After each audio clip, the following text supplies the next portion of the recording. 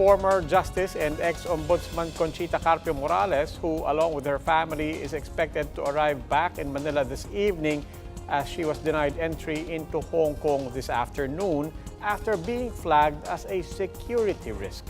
We have News 5's Marian Enriquez live at the Ninoy Aquino International Airport to give us an update. Marian?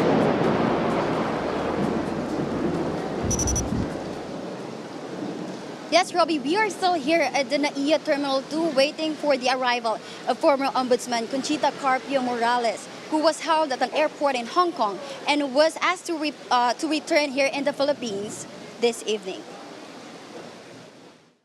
Former Ombudsman Conchita Carpio-Morales has confirmed in a text message to her staff that immigration authorities have detained her after arriving in Hong Kong this afternoon.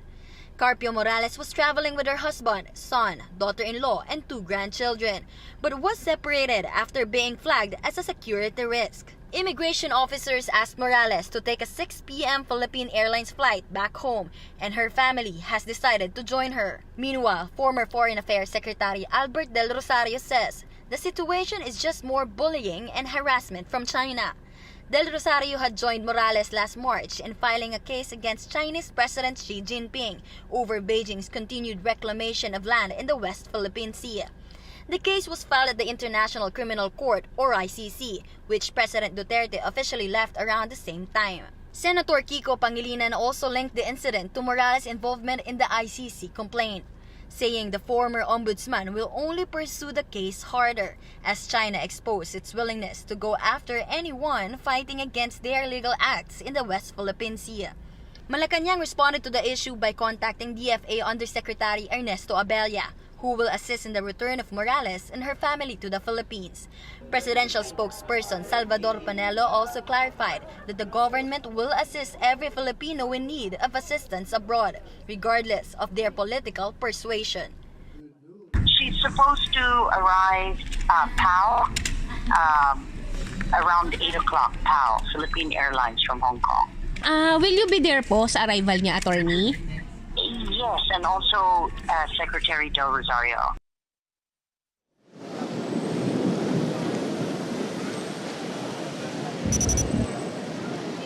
Robbie, Morales' plane is expected to arrive at around 8:15 p.m. and we are actually waiting if they will be holding a press conference. Robbie? Maraming salamat. That was News 5's Marian Enriquez live at the NAIA. So what could have prompted Hong Kong authorities to flag the 77-year-old former Ombudsman Conchita Carpio-Morales as a security risk? The first thing that comes to mind is the communication filed by Carpio-Morales and former Foreign Affairs Secretary Albert Del Rosario last March 15 before the International Criminal Court against Chinese President Xi Jinping. The former Philippine officials accused Xi of alleged crimes against humanity, in particular for Chinese movements and activities within Philippine territory in the South China Sea. Morales and Del Rosario claimed China's aggressive island building in the contested waters has caused near-permanent damage to the environment, affecting the livelihoods of hundreds of thousands of Filipino fishermen.